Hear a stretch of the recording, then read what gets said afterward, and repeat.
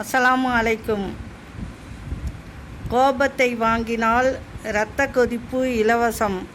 பொறாமையை வாங்கினால் தலைவலி இலவசம். வெறுப்பை வாங்கினால் பகை இலவசம். ஆகவலையை வாங்கினால் கண்ணீர் இலவசம். உடற்பயிற்சி வாங்கினால் ஆரோக்கியம் இலவசம். அமைதியை வாங்கினால் ஆனந்தம் இலவசம். நேர்மையை வாங்கினால் நித்திரை இலவசம். அன்பை வாங்கினால் அனைத்தும் நன்மைகளும் இலவசம். எவ்வளவு ஆட முடியுமோ அவ்வளவு ஆட விடுவான். உடனே அடக்கிவிட்டால் அவன் எப்படிப்பட்டவன் என்று உலகிற்கு தெரியாமல் போய்விடும் அல்லவா? ஆணவத்தில் தற்பெருமையில் ஆடுபவனுக்கு பேரழிவு என்பது நிச்சயம். ஏனெனில் இவ்வுலகில் ஆள்பவன் இறைவன்.